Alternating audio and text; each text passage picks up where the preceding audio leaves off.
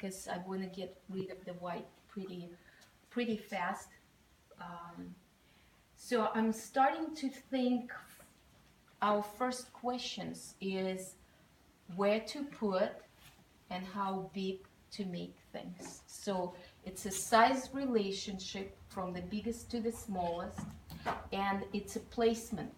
So since I have a very limited space here, I'm kind of limited of my choices. But if you have something much bigger, you can go higher and leave more sky, or you can go lower and have more sky. You can go high and have more ground. And again, it depends, what do you want to paint? Um, the ones that, the still lifes that tend to gravitate to the bottom, have almost kind of a feel of the sinking. And the ones that gravitate to the top more have a feeling of just being too light in weight. So usually a good kind of a feel is to say, if my board is like this, I want the focal point to be in the middle of the painting, because when the painting is hanging, if it's hanging correctly, it's hanging on the eye level. So your eyes go right to the interesting part of the painting. If you put it here, your eyes are in the air, and then you're looking down. So that's one of the reasons why. But also, because you can get a little bit more movement with the grapes coming down, and the things kind of going up and down and breaking through this way, and there is still enough air to go around and around the whole thing. So that's what you're looking for, is just for to have enough negative space, the space that is not activated, for the eyes to flow free from one to another and around their objects. So here it's a little bit of interesting size of the board. So I'm still gonna try to pull up a little bit off the bottom and zigzag my grapes and put this. On my other still life, I had a smaller cup. Not the smaller cup, but more of the not a stall object here. So that size worked better. Almost missed my.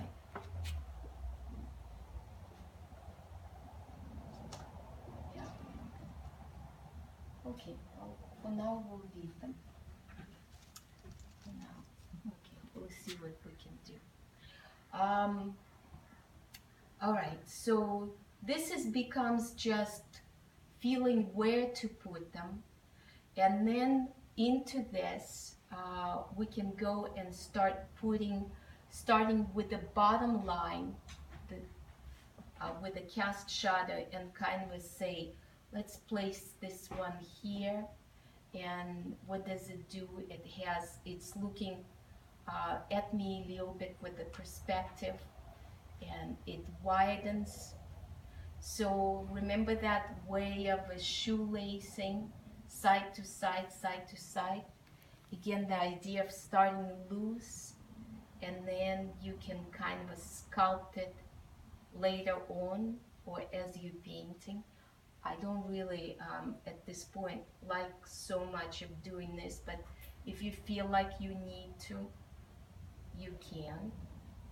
But I still would like you very much to try to not to draw linear from the start, but rather think the size and the shape. And the reason why I'd like you to start from the bottoms, because if you grow things from the top, you'll never know where you're going to end up. And one will end up here, another will end up here, and so you will have maybe too much space between them, and then perspective of the table, instead of doing this, starts lifting off from the bottom.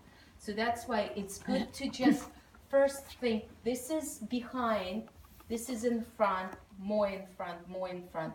So you're creating this kind of a movement of diagonal, of slight diagonal in.